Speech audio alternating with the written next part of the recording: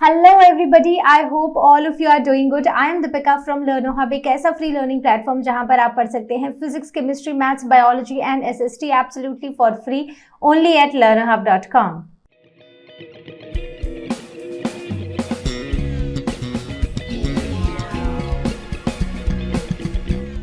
तो आज हम शुरू करने जा रहे हैं आईसीएसई क्लास 6 फिजिक्स का next chapter and the chapter is energy.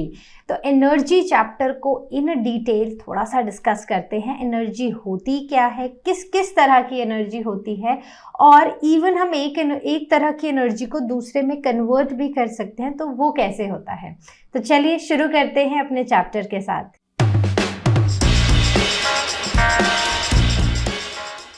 तो हमने पिछली क्लास में ना वर्क के बारे में पढ़ा था, वर्क डन के बारे में पढ़ा था। तो हम क्या देखते हैं कि जब भी कोई एक ऑब्जेक्ट है, जब हम उस पर फोर्स अप्लाई कर रहे हैं तो वो ऑब्जेक्ट जो है वो मूव करना शुरू करता है या फिर वो नहीं मूव करता है। ठीक है, जैसे this person is trying to push this car, right. तो या तो जब ये फोर्स अप्लाई करेगा या तो कार पुश हो जाएगी या तो कार एक डिस्टेंस मूव कर जाएगी, मतलब जो फोर्स लगाई गई है उससे कोई वर्क हुआ है। ठीक है, उसने अपना रंग दिखाया है, राइट। दूसरी तरफ हो सकता है कि ये पुश करता रहे लेकिन कार जो है वो थोड़ा सा भी मूव नहीं करे। This means force has been applied but the work is not done. ठीक है, तो पहले वर्क डन को ही थोड़ा सा रिकॉल करेंगे। So a work done by the force is the measure of product of force and distance moved by the body in the direction of force. अब अगर हम इस कार की बात करें, so this man is applying force in this direction. ठीक है, तो ये है फोर्स की डायरेक्शन। तो जिस डायरेक्शन में फोर्स अप्लाई होगी बॉडी का मूवमेंट भी उसी डायरेक्शन में होगा। ठीक है, वो डिस्टेंस भी उसी डायरेक्शन में कवर करेगी। तो यहाँ पर what we can write is work done is equal to force multiplied by distance moved in the direction of force. So this is the meaning of work done. ठीक है, तो ये हमने पढ़ा है, अपनी प्रीवियस क्लास में भी हमने थोड़ा डिस्कस किया था। तो अब यहाँ पर वर्क के क्या यूनिट्स आते हैं। तो अब अगर हम यहाँ पर देखें तो फोर्स का एसआई यूनिट क्या है, न्यूटन है। वहीं पर डिस्टेंस का एसआई यूनिट क्या है, डिस्टेंस का एसआई यूनिट है मीटर। तो वर्क डन का एसआई यूनिट क्या हो जाएगा, newton into metre, and this newton metre is called as joule. ठीक है, तो ये एक साइंटिस्ट जिनका नाम था जूल, उन्हीं से ये यूनिट लिया गया है। So the what is the unit for work done, that is joule. ठीक है, इतनी बात क्लियर हो गई है। अब हमने पढ़ा कि जो वर्क डन है उसका यूनिट क्या है, joule. So say 1 joule is equal to 1 newton into 1 metre. तो इससे हमारे पास 1 जूल की डेफिनेशन आ जाती है। ठीक है, so 1 joule of work is done, इस 1 joule of work is said to be done when the force of 1 Newton moves the body by a distance of 1 meter in the direction of force. ठीक है, तो जब हम 1 Newton की energy इस object पे लगाएंगे तो ये ऑब्जेक्ट 1 मीटर डिस्टेंस मूव करेगा इन द डायरेक्शन ऑफ फोर्स। और यहाँ पर कितना जोर लग रहा है, यहाँ पर जो वर्क किया जा रहा है that is 1 Newton. Is that clear? Simple है, कोई भी डाउट हो आस्क क्वेश्चन सेक्शन पे जरूर पूछना। ठीक है, ओके। सो नेक्स्ट, अगर हम एक साइकिल पे बैठे हैं और कोई आके हमारी बॉडी हमारी साइकिल को धक्का दे रहा है और हम सिंपली बैठे हैं तो क्या होगा? So when work is done on the body, तो इसका मतलब है कि कोई आ रहा है और कोई हमारी साइकिल को धक्का लगा रहा है, सो work is done on that body, तो उससे क्या होगी? उस बॉडी की एनर्जी इंक्रीज होगी। लेकिन वहीं पर अब आपके फ्रेंड ने धक्का लगाना छोड़ दिया, अब आपको खुद साइकिल को राइड करना पड़ रहा है, तो उसका मतलब क्या हुआ? When work is done by the body, तो उस टाइम एनर्जी जो है वो डिक्रीज होती है। देखो, खुद पुश करते रहोगे, खुद पेडल करते रहोगे तो एनर्जी कम हो ही जाएगी। अब मान लो आपका फ्रेंड पीछे से साइकिल को पुश करता है तो एनर्जी तो उस बॉडी की इंक्रीज ही होगी, right? So when work is done on the body the energy increases. When work is done by the body, energy decreases. Simple concept. Okay, so यही सबसे निकल कर आता है हमारे पास वो कॉन्सेप्ट जो हम इस चैप्टर में पढ़ने वाले हैं, that is energy. What is energy? Energy is basically a capacity of a body to do work, कि कितनी एनर्जी है, कितना काम हम कर सकते हैं, कि हमारी बॉडी की कितनी कैपेसिटी है काम करने की। सो that is energy. Okay, let us now understand the relationship between work and energy. तो work और energy में क्या relation है? मान लो आप फुटबॉल खेल रहे हो, तो आप फुटबॉल खेल रहे हो, आप लगातार खेलते जा रहे हो, मतलब आप काम कर रहे हो, you are making this ball move, ठीक है, या आप भाग रहे हो, तो आप क्या कर रहे हो? Work is done by you. So in that case energy क्या होगी? डिक्रीज हो जाएगी। तो मतलब जितना ज्यादा आप काम करेंगे उतनी ज्यादा एनर्जी कम होती जाएगी। तो और काम करने के लिए यू नीड मोर एनर्जी। इसका मतलब है वर्क और एनर्जी डायरेक्ट रिलेशनशिप में है, ठीक है? तो जितना काम करना है उतनी एनर्जी की जरूरत है। Is that right? अब मान लो ये एक ऑब्जेक्ट है जो कि अभी ग्राउंड पर है, अब हमें इसको उठाना है और इसे उठा के से हमें इस हाइट पर लेकर आना है, ठीक है? तो अब क्या होगा? हमें इस बॉक्स को उठा के इस हाइट पे लेके आना है। तो इनिशियली तो ये जो ऑब्जेक्ट है या ये बॉक्स है ये रेस्ट पर है, लेकिन जब हम इसको उठा के एक हाइट पर लेकर आएंगे, यहाँ पर हम लेकर आए, so now it has some energy. हमने इसमें इस ऑब्जेक्ट के ऊपर हमने काम किया, हमने इसको उठाया, हम इसको एक हाइट पर लेकर गए। Now we have done work on this particular object. So work is done on the body, तो इसकी एनर्जी क्या हो जाएगी? इसकी एनर्जी इंक्रीज हो जाएगी। Is that correct? अब जब इसकी एनर्जी इंक्रीज हो जाएगी, इसका मतलब क्या हुआ कि नाउ दिस ऑब्जेक्ट जो रेस्ट पे था उसको हम मोशन में लेकर आए, मोशन में लेकर आने से अब उस ऑब्जेक्ट में एनर्जी आ गई है। ओके, तो बात समझ आ रही है? मतलब अगर आप ज्यादा काम करोगे you need more energy. So there is a direct relationship. When a ball say object या फिर ये बॉल है, when it is at rest, so it does not possess any energy. लेकिन जब आप इस बॉल को किक कर रहे हो, आप इस बॉल को मूव कर रहे हो, तो उस केस में इस बॉल में एक एनर्जी आ गई है, ठीक है? आपकी मूवमेंट से, किकिंग से अब इस ऑब्जेक्ट में एक एनर्जी आ गई है। Now this object is said to possess some energy. Is that correct? Okay. Now coming on to the units of energy. What are the units of energy? तो अगर वही हम SI units की ही बात करेंगे. So as the unit for work done was joule, same is the case here. यहाँ पर energy का unit भी क्या है? joule है, ठीक है? तो ये तो है एक बड़ा unit. Okay? तो अब जैसे इस बॉय ने इस बॉल को किक किया, ठीक है, तो हम बोलेंगे कि ये जो बॉल है अब ये मूव करने लग गई। So we will say this body is said to possess some energy, that energy is basically 1 joule. So this energy, the body is said to possess 1 joule energy when 1 joule of work is done to bring this object in this motion. तो हमने इस body में कितनी, इस ball में अब कितनी energy है? से 1 जूल है।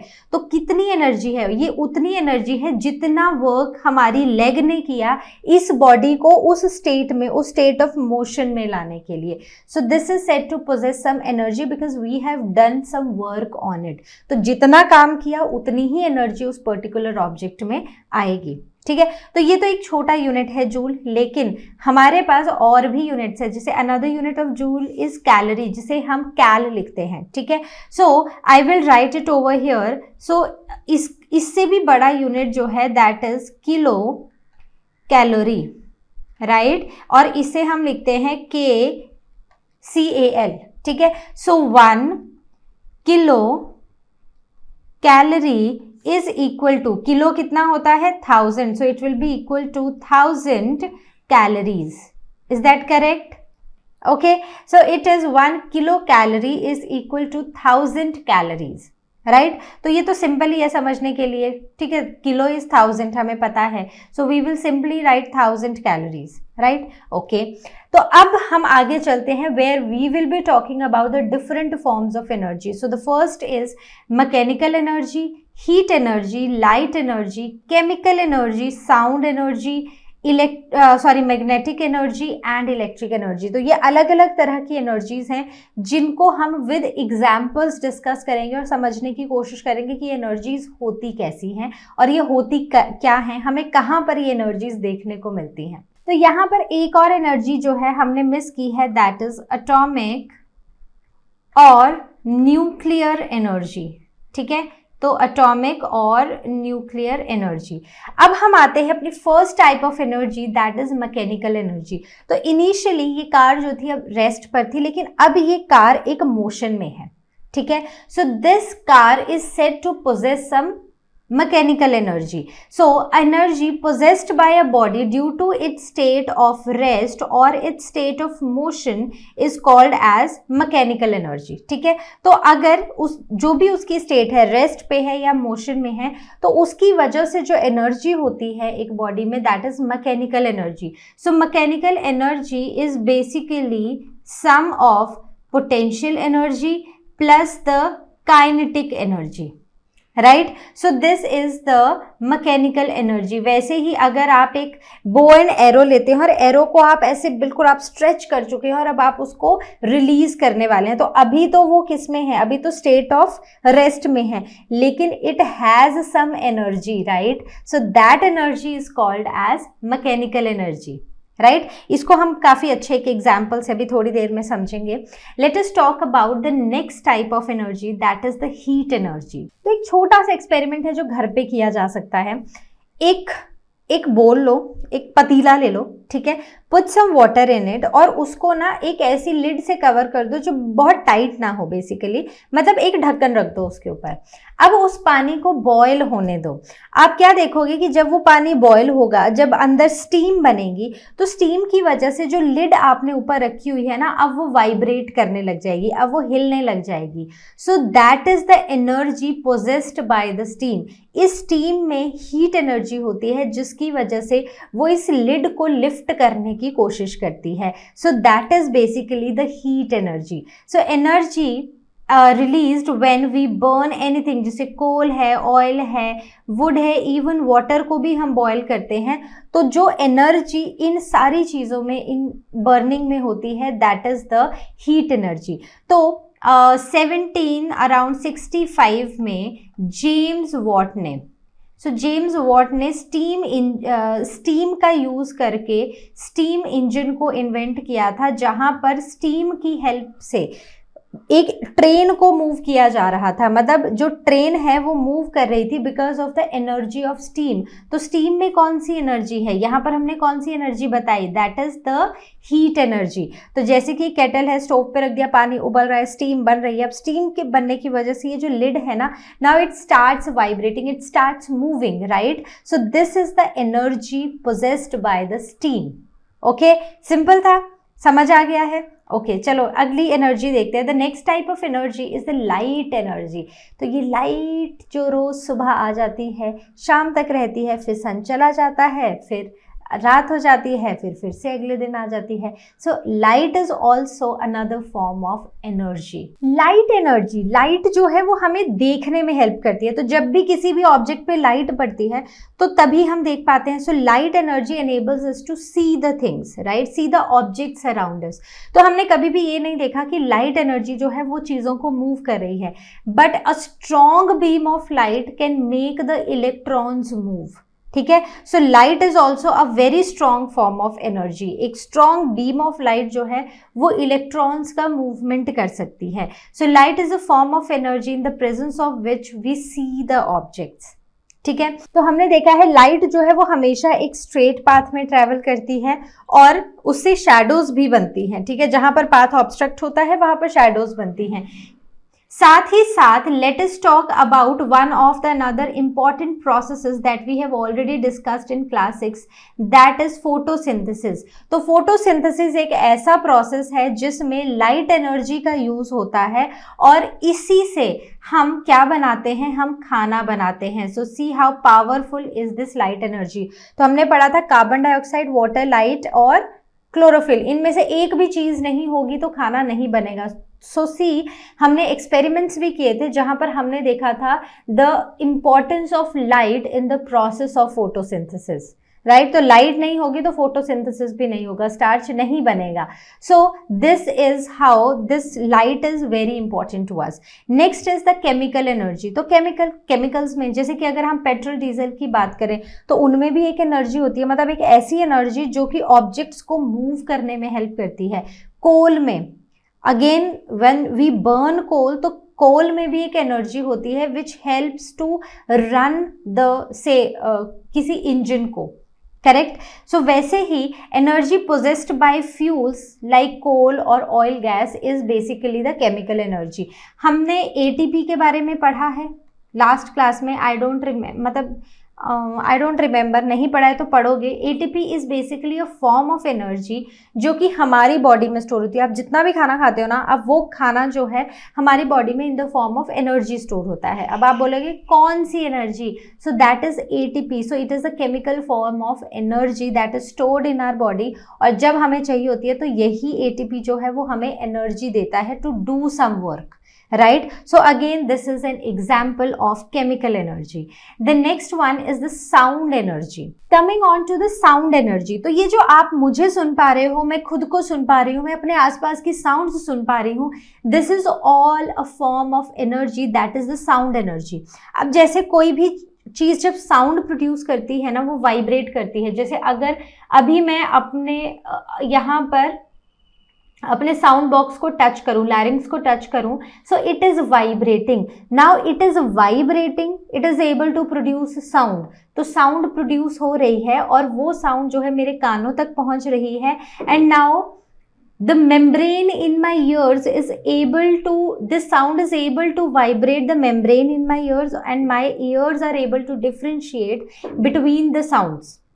Is that clear? तो वैसे ही जैसे ये ट्यूनिंग फोर्क है, तो ये जो फोर्क है ना, ये क्या करता है, ये बेसिकली जब भी हम इसको रबर पैड के अराउंड ऐसे स्ट्राइक करते हैं तो ये वाइब्रेट करता है, और इसके वाइब्रेट होने से क्या होगा, इसके वाइब्रेट होने से ये वाइब्रेशन पहुंचेगी हमारे कानों तक। हमारे कानों की जो ईयर की मेम्ब्रेन है वो भी वाइब्रेट करेगी, और finally we will be able to hear that sound. So do you know that we humans can hear the sound from 20 to 20,000 vibrations per second, whereas in case of animals it is more than 20,000। मतलब इतनी तो वो सुन नहीं पाते हैं, उससे भी ज़्यादा वाइब्रेशंस पर सेकेंड वो रिसीव कर पाते हैं, सुन पाते हैं, समझ पाते हैं। ठीक है, सो I hope this is clear, I hope the complete sound energy is clear to you. ठीक है, तो बेसिकली हर चीज जो ये आवाज जो हमें आ रही है ना, तो बेसिकली वाइब्रेशन प्रोड्यूस हो रही है, and this is again a form of energy. The next one is the magnetic energy. तो मैग्नेट हमें सबको पता है, अगर एक मैग्नेट है, नीचे आयरन नेल्स रखिए, उस मैग्नेट को आयरन नेल्स के आसपास लेकर जाओगे ना, so nails will get attracted towards the iron, और वो आयरन बार से आके चिपक जाएंगी। Why? Because this is again a form of energy which is called as magnetic energy. तो मैग्नेट में वो पावर होती है, वो आयरन को अपनी तरफ अट्रैक्ट करता है। So that is the power of magnetic energy. ठीक है, तो ऐसा ही कुछ यहाँ पर है। अब देखो इलेक्ट्रोमैग्नेट्स हैं। अब होता क्या है कि एक इलेक्ट्रिक मोटर का एग्जाम्पल लेते हैं। ठीक है, हमारे पास क्या है, एक इलेक्ट्रिक मोटर है। सो इस इलेक्ट्रिक मोटर में, तो इस इलेक्ट्रिक मोटर का हम अपने हाउस होल्ड इक्विपमेंट्स में यूज़ करते हैं, जो कि हमारे इक्विपमेंट्स को वर्क कराने में हेल्प करता है और इससे हमारी जो अप्लायंसेस हैं, जो घर में अप्लायंसेस हैं, वो काम करते हैं। So they work on electric motor, जहाँ पर मैग्नेट्स का बहुत यूज़ होता है। वैसे ही जैसे आप यहाँ पर मैग्नेट्स देख रहे हो, तो यहाँ पर क्या है, एक हीप ऑफ मतलब मान लो आपकी एक तरह से कोई कूड़े का ढेर है और उसमें से आपको सिर्फ आयरन की चीज़ें निकालनी है, तो आप क्या करोगे, आप उसके ऊपर ऐसे अपने जो भी आपके पास मैग्नेट है आप उसको घुमाओगे, and now all the iron things will get attracted towards the magnet and you will be easily able to separate out the iron articles from that heap of waste. ठीक है, वैसे ही इलेक्ट्रोमैग्नेट्स का और भी काफ़ी ज़्यादा यूज़ किया जाता है आज की डेट में to like simplify our lifes. ठीक है, सो आई hope the magnetic energy is clear to you. So we are using the magnet, so magnetic energy is use to attract the iron particles around us. ठीक है, is that clear? तो आगे बढ़ते हैं। Now next is the electric energy. तो आपने अपने घर में देखा है, जैसे मेरा लैपटॉप है, ये भी अभी चार्जिंग पर है, तो ये चार्ज हो रहा है, तो इलेक्ट्रिकल फॉर्म ऑफ एनर्जी आ रही है। मेरे घर में फ्रिज है, आपके घर में वॉशिंग मशीन है, आपके पास और क्या है, टीवी होगा। ठीक है, और भी बहुत सारे, आपका इवन मोबाइल फोन, तो उसको भी आप इलेक्ट्रिकली प्लग करते हो and then you are able to like you provide that energy to your appliance and that appliance works in turn, right? So that is the electrical energy.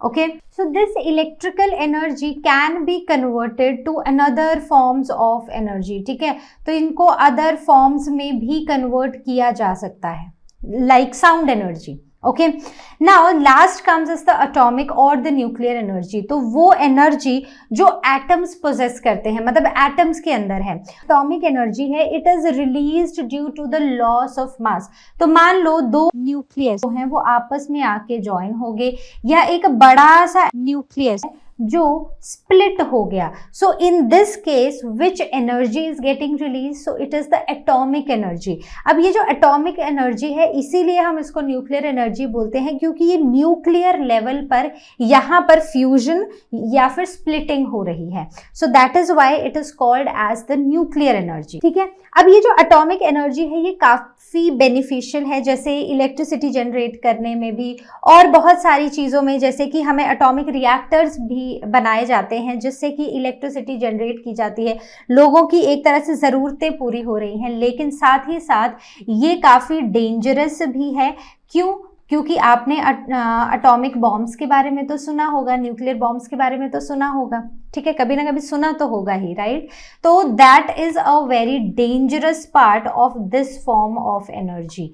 ठीक है, सो nuclear bombs, तो that is a very dangerous form जिसे एक large destruction के लिए use किया जाता है, and which is not good for the human kind and even good for our environment also. ठीक है, सो आई होप दिस इज क्लियर। Okay, so now we will be talking about two forms of mechanical energy. मैंने बोला था ना discuss करेंगे, तो यहाँ पर हम दो मैकेनिकल फॉर्म ऑफ एनर्जी को डिस्कस करने वाले हैं। कौन कौन सी है?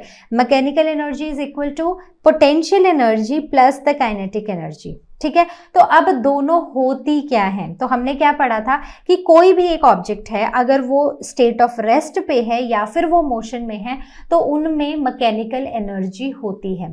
तो एग्जैक्टली कौन सी स्टेट में कौन सी एनर्जी होती है वो अभी हम देखेंगे।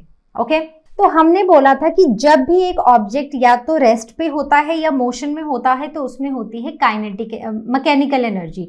सो mechanical energy is basically equal to potential energy plus the kinetic energy, right? तो पोटेंशियल एनर्जी, सबसे पहले पोटेंशियल एनर्जी को हम TE लिखते हैं और इसको हम U भी लिखते हैं। तो पोटेंशियल एनर्जी जब भी एक ऑब्जेक्ट रेस्ट पे है, जैसे अभी ये इरेजर है, ये किस पे है? ये एक रेस्ट पोजीशन पे है। So this eraser right now has potential energy. ठीक है, एक पोजीशन पर है, रेस्ट पर है, so this is the potential energy. So energy possessed by a body due to its state of rest और position is called as the potential energy. Correct. वहीं पर काइनेटिक एनर्जी, जिसको हम के या फिर जिसको सिंपली हम के भी लिखते हैं, so this is the energy possessed by a body due to its state of motion. अब ये यहाँ पर है, इस जगह पर है ये इरेजर, तो अभी ये स्टेशनरी है, मेरे हाथ ने इसको पकड़ के रखा है, लेकिन इसमें एनर्जी है, क्योंकि जैसे ही मैं इसको छोड़ूंगी ये क्या करेगा, ये मूव कर जाएगा नीचे की तरफ, ठीक है। So this eraser has some energy in it and when it is at rest it has potential energy, when it is in motion it has kinetic energy. तो समझ आ गया difference between the two forms of energy when we were saying that the energy possessed by an object which is in state of rest और motion, that is mechanical energy. तो आपको बात समझ आ गई कि कब पोटेंशियल एनर्जी है वो और कब वो काइनेटिक एनर्जी है। अभी भी समझ नहीं आई है तो don't worry, we have lots and lots of examples to understand these two forms of energy. The first is the potential energy के examples. So first example is the watch spring. तो ये जो वॉच है, जो आप watches पहनते हो ना, जो ये वाली नीडल वाली वॉचेस होती हैं, so these have a spring inside them.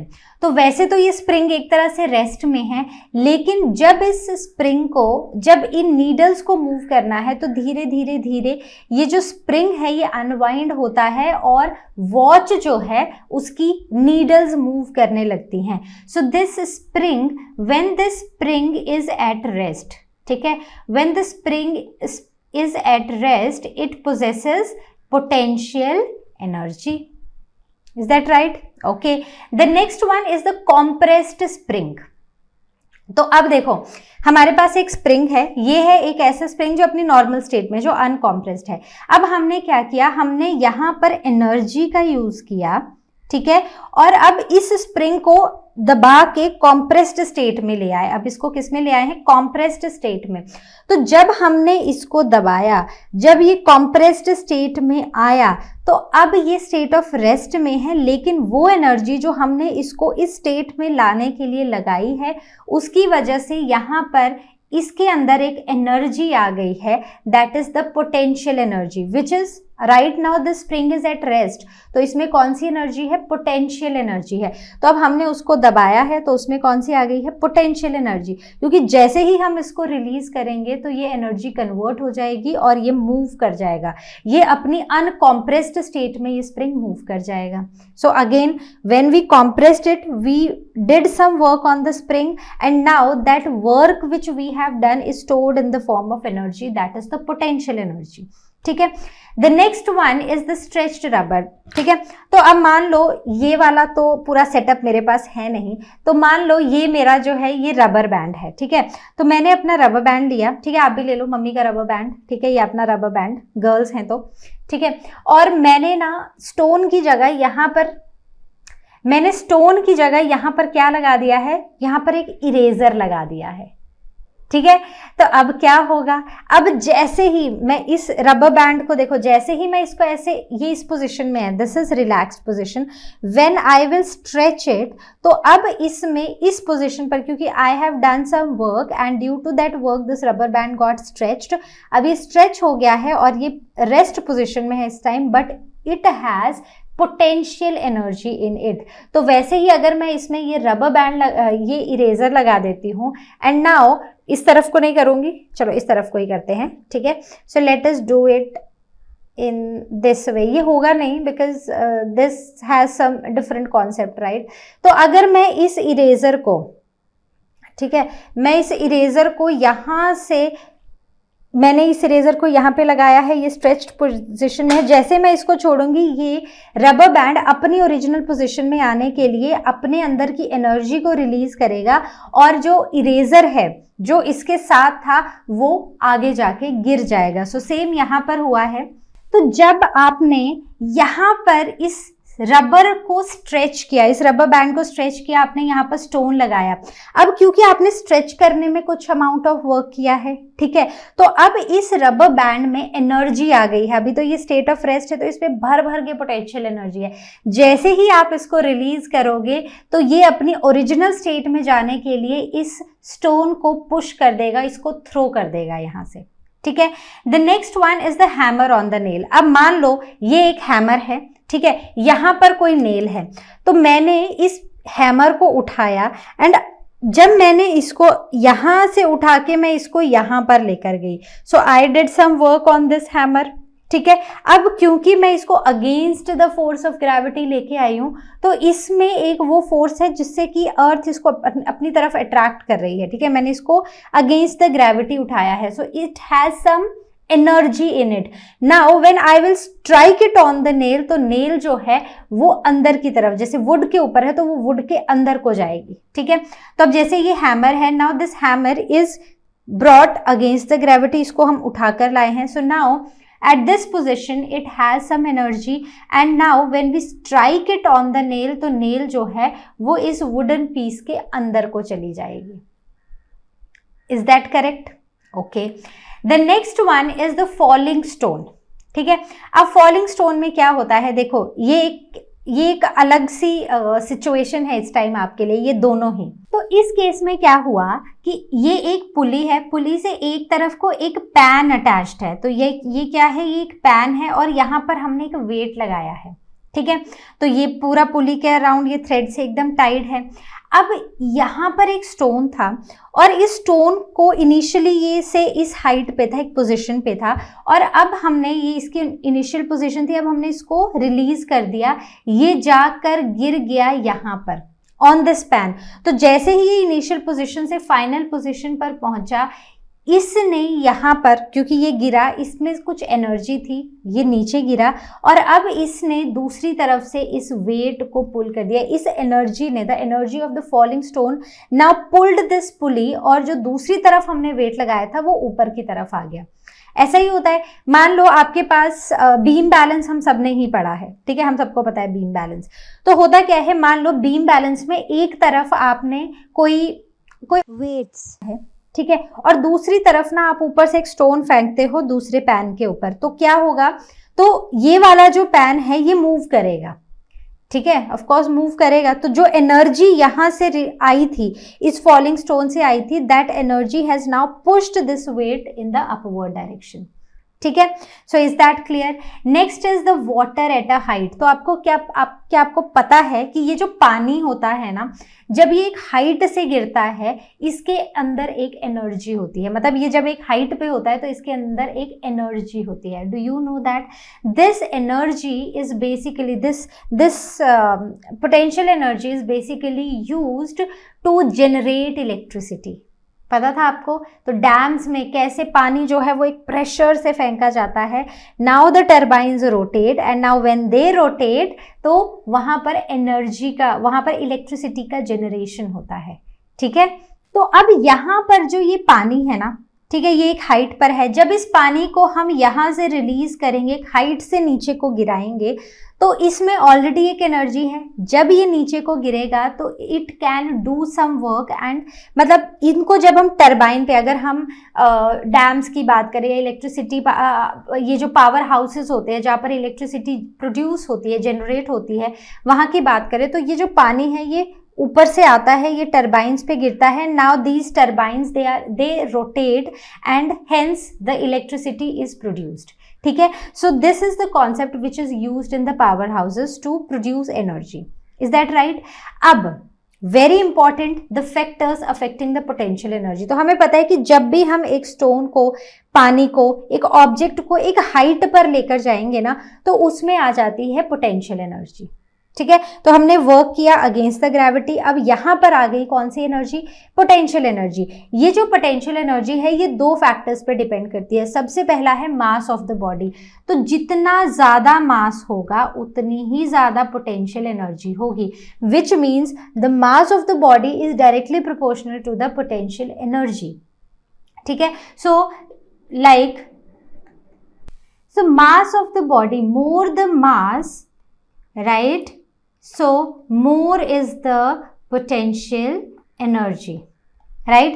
वैसे ही हाइट, तो जितना ज्यादा हाइट है, मतलब जितना ग्राउंड के ऊपर है कोई भी ऑब्जेक्ट, उतनी ही ज्यादा क्या होगी, उतनी ही ज्यादा पोटेंशियल एनर्जी होगी उस ऑब्जेक्ट में, ठीक है। So greater the height, so greater the height, greater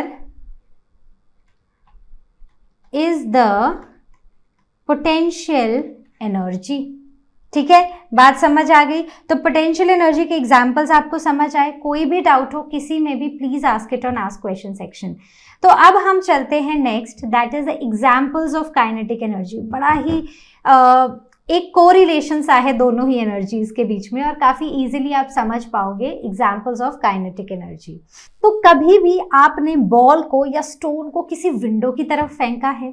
वैसे फेंकना तो नहीं चाहिए क्योंकि it is not a good thing, लेकिन जब वो स्टोन को आपने या बॉल को आपने हाथ में पकड़ा है ना, तो you have done some work to get that ball into your hand, right? To bring that ball or a stone into your hand and against the force of gravity. तो जब वो रेस्ट पे है then it has potential energy, लेकिन जब आप उसको throw करते हो तो this potential energy gets converted into which energy? ये जो मूविंग, जो मोशन में होती हैं ऑब्जेक्ट्स, उनमें होती है काइनेटिक एनर्जी। तो इसमें इतनी ज़्यादा काइनेटिक एनर्जी होती है कि ये जाके विंडो को ब्रेक कर देता है। ठीक है, दूसरा जो हमने हैमर वाला एग्जाम्पल लिया था, तो यहाँ पर इस पोजीशन पर when this hammer was at rest, तो इस टाइम इसमें पोटेंशियल एनर्जी थी। अब जब इस हैमर से हम इसको मूव करेंगे और नेल पे जाके स्ट्राइक करेंगे, so at this point when it is moving it has kinetic energy, and now this kinetic energy is basically what? This kinetic energy will let this nail go into the wood. तो इतनी energy लगाओगे कि वो nail जो है वो would के अंदर चली जाएगी। ठीक है, next example is the swinging pendulum. तो आपने पेंडुलम देखा है, वो जो बॉब है वो इधर उधर इधर उधर चलता रहता है। So this Bob is basically in motion, और मोशन की वजह से इस बॉब के अंदर हमेशा ही एक काइनेटिक एनर्जी होती है। जब वो इस पोजीशन पे पहुंचता है, जब वो रेस्ट पे आता है for like milli nano seconds, तब उसमें पोटेंशियल एनर्जी होती है। Otherwise when it is moving it has all the kinetic energy. ठीक है, the next one is water in river और सी। तो पानी में या रिवर में या सी में, मतलब रिवर या सी में जो पानी होता है उसमें भी, क्योंकि it is flowing, so this flowing energy, this flowing water has which energy? Again it has kinetic energy. तो आपने देखा ना, अगर एक फोर्स से पानी आए तो वो अपने साथ चीजों को ले जाता है, वो चीजों को तोड़ भी देता है। ठीक है, जैसे सुनामी आती है तो पानी इतना ज्यादा पानी मूव करता है, मोशन में होता है, उसकी जो काइनेटिक एनर्जी है वो बहुत ज्यादा होती है उस टाइम पर, तो डिस्ट्रक्शन भी बहुत ज्यादा होता है। Is that correct? The next is the bullet fired from gun. तो बुलेट जब भी इस गन से बाहर निकलती है तो इनिशियली यहाँ पर पोटेंशियल एनर्जी होती है जब वो रेस्ट पे होती है। जैसे ही वो मोशन में आती है तो इसमें कौन सी एनर्जी आ जाती है? Kinetic energy. Is that clear? So these are the examples of kinetic energy and I hope ये आपको क्लियर हुए होंगे। Next is again the factors affecting the kinetic energy. वो कौन से फैक्टर्स हैं जो काइनेटिक एनर्जी को अफेक्ट करते हैं? सबसे पहला है मास ऑफ द बॉडी। तो वही बात है कि मोर the mass, more is the kinetic energy. ठीक है, वैसे ही मोर द स्पीड, तो मैं यहां पर लिख रही हूं more the speed, more is the kinetic energy। ठीक है, तो जैसे है पोटेंशियल एनर्जी में था ज्यादा मास तो ज्यादा पोटेंशियल एनर्जी, यहाँ पर ज्यादा मास तो ज्यादा काइनेटिक एनर्जी, वहां पर था कि ज्यादा हाइट तो ज्यादा पोटेंशियल एनर्जी, यहाँ पर है ज्यादा स्पीड तो ज्यादा काइनेटिक एनर्जी। ठीक है, so all these factors are in direct relationship with our energies. ठीक है, तो बात समझ आ गई है। सो आई होप इतना समझ आया है। Now it is a time to do a quick recap, और इसमें आप ये मैच द कॉलम सॉल्व करोगे। ठीक है, तो सबसे पहले है रनिंग वाटर। रनिंग वाटर में किस तरह की एनर्जी होती है? सोचो सोचो सोचो सोचो। मोशन में है तो कौन सी एनर्जी होगी? It will have the kinetic energy. ठीक है, बर्निंग, जब हम किसी भी चीज को बर्न करते हैं तो उसमें कौन सी एनर्जी आती है? Heat energy. ठीक है, नाउ एनर्जी का जो यूनिट है that is what? That is the joule, right? Sound energy, sound energy vibrations से प्रोड्यूस होती है, राइट? तो इसका आंसर हो गया vibrations. Next is nuclear energy. Nuclear energy किस में होती है? एटम्स में। जब कोई भी एटम ज्वाइन होते हैं या टूटते हैं तो वहां पर कौन सी एनर्जी होती है? न्यूक्लियर एनर्जी या एटॉमिक एनर्जी भी हम उसको बोलते हैं। ठीक है, सो आई होप अगर आपने ये खुद से सॉल्व किया है, ठीक है, विदाउट माई हेल्प और विदाउट एनीबडी एल्स हेल्प, तो इसका मतलब कि जो एनर्जी का कॉन्सेप्ट है ना वो आपका क्लियर हो चुका है। ओके, तो आगे बढ़े। ओके, तो यहाँ पर एक और क्वेश्चन है आपकी नॉलेज को टेस्ट करने के लिए। जो अभी फैक्टर्स हमने पढ़े हैं ना, तो वो फैक्टर्स यहाँ पर अप्लाई होंगे। सो let us see what is the question. So the question is a cyclist doubles his speed, how will the kinetic energy change. तो मतलब पहले जो स्पीड थी साइक्लिस्ट की से वो v थी, और अब ये इनिशियल स्पीड थी। Now say the speed, the final speed is equal to 2v, मतलब उसने अपनी स्पीड को डबल कर लिया। तो हमने क्या पढ़ा था कि मोर द स्पीड, ठीक है, more the speed more is the kinetic energy. तो आंसर क्या होगा? क्या स्पीड इंक्रीज हो रही है, डिक्रीज हो रही है, उतनी ही रह रही है? So answer is the speed will increase. ठीक है, स्पीड क्या हो जाएगी? इंक्रीज हो जाएगी। तो बात समझ आ गई? Very good. So this was all from our today's session. I hope you enjoyed it. We are still left with some conversions and some conservations of energy that we will take up in our next session. So you all take care, study this well. I'll see you in the next session. And as you all know, learno हम मतलब free है पर best है.